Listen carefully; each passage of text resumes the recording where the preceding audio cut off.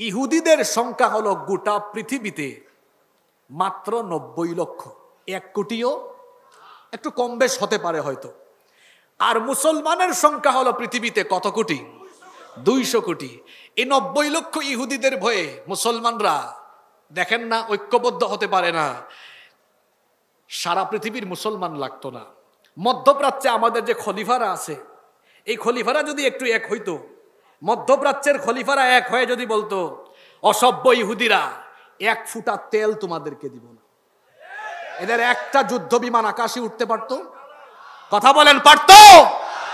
মাঝে মাঝে দেখা যায় জনগণের লজ্জায়, জনগণ থেকে লজ্জা পাবে বলে মাঝে মাঝে মুসলিম বিশ্বের অনেক শাসক এসে স্টেটমেন্ট বিবৃতি দেয়, কে খাদ্য পাঠায়, ঔষধ পাঠায়, দায়িত্ব শেষ। আর কাফির কাফির ভাই ভাই দেখেন না, কাফির কি করেছে? উড়াল দিয়া ওদের দেশে এসে সান্ত্বনা দিয়েছে। আমি নাম নিচ্ছি না, কারণ কিরামান কাতিবিন বেশি তো। কাফিররা উড়ে আসে, উড়ে এসে সান্ত্বনা দেয়, রণতরী দেয়, অস্ত্র দেয়, টাকা দেয়, পয়সা দেয়, দিবেই তো, কারণ কাফির কাফির ভাই ভাই, ঠিক কি না? আমরা কি করলাম? আমরা বললাম আসলে সম্ভব না, এদের কাছে যে পরিমাণ পারমাণবিক আর মিসাইল আছে, সম্ভব না। শোনেন মুসলমানরা, ফিলিস্তিনের এই ভূমি, মসজিদে আকসা, কোরআন আপনারা পড়েন, পৃথিবীর ইতিহাসে মসজিদে আকসা, বাইতুল মুকাদ্দাসের আশপাশের এই অঞ্চল, শাম, এই ফিলিস্তিন কোনোদিনও অস্ত্র দিয়ে আর সৈন্যবল দিয়ে, অস্ত্রবল দিয়ে বিজয় হয় নাই।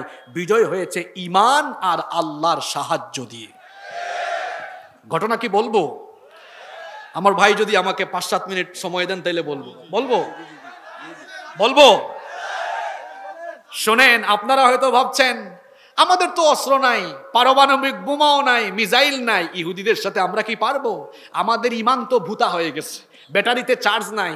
ব্যাটারিতে চার্জ দিতে হলে লাগবে আল্লাহর কোরআন। এই কোরআন পড়ুন, কোরআনুল কারীমের 5 নম্বর সূরা, সূরা মাঈদার মধ্যে আপনি পাবেন এই চমৎকার ঘটনা। 21 নম্বর আয়াত থেকে আপনাদেরকে এই ঘটনাটা বলছি। ঘটনাটা কি সবাই মন দিয়ে শুনবেন? মুসা নবীর নাম সবাই জানে কি জানি না? মুসা নবী ফেরাউনের অত্যাচার নিপীড়নে অতিষ্ঠ হয়ে যাওয়ার পর আল্লাহর তরফ থেকে অর্ডার আসলো, আপনি আপনার উম্মত নিয়ে মিশর থেকে হিজরত করে চলে যান। তিনি মিশর ছেড়ে উম্মত নিয়ে চলে যাচ্ছেন, এই খবর ফেরাউনের কানে গেল। সেও পিছন থেকে ধাওয়া করলো।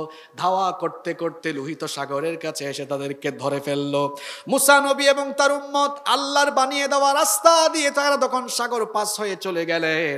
আমি সংক্ষেপে বলছি, ফেরাউন আর তার বাহিনীকে সাগরের মাঝখানে পানিতে নাকানো চুবানো খাওয়ায়া যিনি নিঃশেষ করে দিলেন, ধ্বংস করে দিলেন, গলার আওয়াজ বড় করে বলেন তিনি কি? ফেরাউনও শেষ, ফেরাউনের বাহিনীও শেষ। এখন মুসা নবী তার উম্মত নিয়ে লোহিত সাগর পাড়ি দিয়ে চলে গেলেন। এখন তিনি তার উম্মতকে নিয়ে কোথায় যাবেন, কোন দিকে যাবেন, কিছুই তিনি জানেন না। আল্লাহ তাআলা মুসা নবীকে তখন বললেন, শুনেন, এই ঘটনাটাও আমরা অনেকে জানি না, কান লাগান। মুসা নবী সাগরের ওই পারে চলে গেলেন, ফেরাউন তার দলবল ধ্বংস। তিনি তার উম্মত নিয়ে কোথায় যাবেন? আল্লাহ তাআলা মুসা নবীকে বললেন, ও আমার নবী মুসা, বাইতুল মুকাদ্দাসের আশপাশের যে অঞ্চল, সেই অঞ্চলে তুমি চলে যাও, তোমার উম্মতকে নিয়ে সেখানে তুমি গিয়ে বসবাস করো। সেই সময় বাইতুল মুকাদ্দাসের আশপাশের এই এলাকা, ফিলিস্তিন বা শাম, এই অঞ্চলকে শাসন করত আমালিকা সম্প্রদায়। এই আমালিকা সম্প্রদায় ছিল সেই সময়ের অত্যন্ত শক্তিশালী সম্প্রদায়। অস্ত্রবল, অর্থবল, সৈন্যবল কোনো দিকে তাদের কোনো কমতি ছিল না।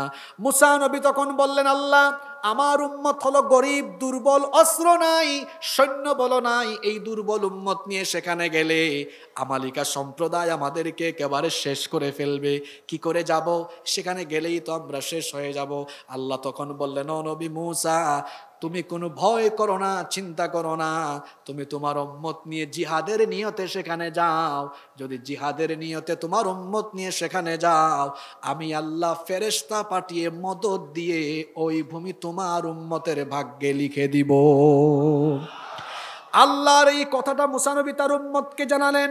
সূরা মাঈদার 21 নম্বর আয়াত, তিনি বললেন, ইয়া কওমি দুখুলুল আরদাল মুকাদ্দাস المقدسة التي كتب الله لكم ولا ترتدوا على أدباركم فتنقلبوا خاسرين তিনি তার উম্মতকে বললেন, হে আমার উম্মত, হে আমার সম্প্রদায়, আল্লাহ তাআলা বলেছেন আমরা যাতে আরদুল মুকাদ্দাসা পবিত্র ওই ভূমিতে প্রবেশ করি, আমরা যদি সেখানে প্রবেশ করি আল্লাহ আমাদেরকে বিজয় দিবেন। তিনি বলেছেন আল্লাতী কাতাবাল্লাহু লাকুম, এই ভূমির বিজয় আল্লাহ আমাদের ভাগ্যে লিখে দিবেন, আমাদেরকে তিনি বিজয় দান করে দিবেন। মুসা নবীর উম্মত তখন মুসা নবীকে এই কথা শুনে বলেছিল, ক্বালু ইয়া মুসা ইন্না ফিহা কওমান জাব্বারিন। মুসা, সেখানে তো এক শক্তিশালী সম্প্রদায় শাসন করে, সেখানে তো এক শক্তিশালী গোষ্ঠী শাসন করে। ওয়া ইন্না লান নাদখুলাহা হাত্তা ইয়াখরুজু মিনহা ফাইন ইয়াখরুজু মিনহা ফাইন্না দাখিলুন। তারা যদি সেখান থেকে বের হয়ে না যায় তাহলে আমরা সেখানে ঢুকবো না, নিজেরা যদি সেখান থেকে বের হয় তাহলে আমরা সেখানে ঢুকবো। তারা যদি সেখান থেকে না যায়, লড়াই করে আমরা জিহাদ করে এই ভূমি পুনরুদ্ধার করতে পারবো না। বনি ইসরাইল বংশের 12টা গোত্র ছিল, 12 গোত্রের 10 নেতা এই কথা বলেছিল, কিন্তু 2 গোত্রের 2 নেতা তারা ছিলেন আল্লাহওয়ালা। তাফসিরের মধ্যে এসেছে এদের মধ্যে একজনের নাম হলো ইউশা বিন নুন আলাইহিস সালাম, আরেকজনের নাম হলো কালিব বিন ইউকান্না। এই 2 জন আল্লাহওয়ালা ব্যক্তি তারা তখন বলেছিলেন, قال رجلان من الذين يخافون أنعم الله عليهم ادخلوا عليهم الباب فإذا دخلتموه فإنكم غالبون। এই 2 জন আল্লাহওয়ালা লোক তখন বলেছিল, কিভাবে তোমরা এত বড় দুঃসাহস করলে, এমন বেয়াদবি করলে, যেখানে আল্লাহ ওয়াদা দিয়েছেন তোমাদেরকে বিজয় দিবেন, তোমরা যদি সেখানে যাও ভয় নাই, বিজয় তিনি দিয়ে দিবেন। গলার আওয়াজ বড় করে বলেন তিনি কে? কিন্তু বাকিরা বলল, 10 গোত্রের 10 নেতা বলল না, আমরা সেখানে যাব না। ও মুসা, তোমাকে যেহেতু তোমার আল্লাহ বলেছেন সুতরাং তুমি আর তোমার আল্লাহ যাও। তারা বেয়াদবি করে জবাব দিল, ফাযহাব আনতা ওয়া রাব্বুকা ফাকাতিলা ইন্না হাহুনা কাঈদুন। তুমি আর তোমার আল্লাহ গিয়ে কাফিরদের বিরুদ্ধে যুদ্ধ করো, আমরা বসে বসে দেখি। ইন্না লিল্লাহি ওয়া ইন্না ইলাইহি রাজিউন। কত বড় বেয়াদবিমূলক কথা! এই বেয়াদবির কারণে, আল্লাহর আদেশ মেনে জিহাদে না যাওয়ার কারণে শাস্তি আসলো কার তরফ থেকে? জোরে বলেন, কার তরফ থেকে? কি শাস্তি আসলো? আল্লাহ পরের আয়াতে বললেন, ফাইন্নাহা মুহাররামাতুন আলাইহিম 40 সানা ইয়াতিহুনা ফিল আরদ। যে ভূমির বিজয় আমি তাদের জন্য নির্ধারণ করে দিয়েছিলাম, সেই ভূমি তাদের জন্য আমি 40 বছর হারাম করে দিলাম, ওখানে যেতে পারবে না। ইয়াতিহুনা ফিল আরদ, উদ্ভাস্তুর মতো ঘোরাফেরা করবে। এদেরকে একদম উন্মুক্ত কারাগারে বন্দী করে রেখেছেন কে? কি কারাগার? উন্মুক্ত কারাগার, শিকল নাই, দেওয়াল নাই। বিষয়টা হলো এমন, এরা 30 প্রান্তরে আটকে পড়েছিল। প্রত্যেক দিন সকালবেলা তারা মিশরের উদ্দেশ্যে হাঁটা আরম্ভ করত, সন্ধ্যাবেলায় দেখত সকালবেলা যেখান থেকে হাঁটা আরম্ভ করেছে সন্ধ্যাবেলা আবার ওই জায়গাতেই আছে। কেমন বিপদ! কত বছরের জন্য? জোরে বলেন, কত বছর?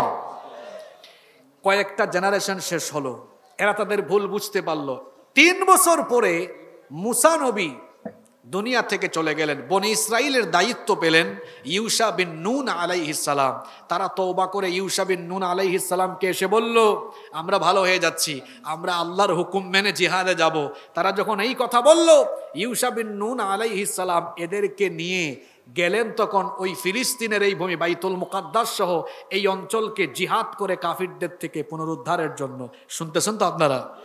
যুদ্ধ করতে করতে করতে করতে করতে করতে জুমার দিন, দিনটা ছিল কি? জুমার দিন। সূর্যাস্তের কিছুক্ষণ আগে ঈমানদারেরা বিজয়ের খুব নিকটে চলে গেছে। সুবহানাল্লাহ পড়বেন না? এখন যদি সূর্য ডুবে যায়, যুদ্ধ বিগ্রহ বন্ধ, পরের দিন, জুমার দিনের পরের দিন কি? শনিবার। কি বার? সেই সময়ে শনিবার ছিল সাপ্তাহিক ইবাদতের দিন, যুদ্ধ বিগ্রহ বন্ধ। তাহলে পরের দিন রবিবারে আর সম্মুখ যুদ্ধ হবে। ইউশা বিন নুন আলাইহিস সালাম কমান্ডার, তিনি চিন্তা করলেন, আহারে কাফিরদেরকে হটিয়ে একদম বিজয়ের দ্বার প্রান্তে চলে এসেছি, এখন যদি কাফিররা সুযোগ পায় আগামীকাল শক্তি সঞ্চয় করে পরের দিন আরো বেশি সৈন্য নিয়ে আসার সুযোগ আছে না নাই? তিনি এই সময় সূর্যের দিকে তাকালেন। শোনেন বুখারীর হাদিস, সূর্যের দিকে তাকিয়ে বললেন, ইন্নাকি মা'মুরাতুন ওয়া আনা মা'মুর, তুমিও আল্লাহর আদিষ্ট, আমিও আল্লাহর আদিষ্ট। তিনি এবার আসমানের দিকে তাকালেন, তাকিয়ে বললেন, আল্লাহুম্মা, হে আল্লাহ, ইহবিসহা আলাইনা, এই সূর্য ডুবে গেলে আমরা আজকে যুদ্ধে বিজয়ী হতে পারবো না, বাইতুল মুকাদ্দাস পুনরুদ্ধার করতে পারবো না। আমরাও তো তোমার হুকুম মানি, সূর্য তোমার হুকুম মানে, ইহবিসহা আলাইনা, আজকে আমাদের বাইতুল মুকাদ্দাস বিজয়ের জন্য, ফিলিস্তিনের অঞ্চলকে পুনরুদ্ধারের জন্য এই সূর্যকে তুমি থামিয়ে দাও। সুবহানাল্লাহ কি বাড়িতে গিয়ে বলবেন? আল্লাহর কাছে এই মুজাহিদদের তামান্না এত পছন্দ হলো, আল্লাহ তাআলা পৃথিবীর ইতিহাসে এই প্রথমবারের মতো সূর্যকে থামিয়ে দিয়ে বললেন, হে সূর্য, তুমি আজকে থেমে যাও, ততক্ষণ আমার এই ইমানদার বান্দারা বাইতুল মুকাদ্দাসকে বিজয় করে না, যতক্ষণ। আল্লাহু আকবার। পৃথিবীর ইতিহাসে এই আল আকসা মসজিদ বিজয়ের জন্য একবার সূর্যকে থামিয়ে দেওয়া হয়েছে। সুবহানাল্লাহ।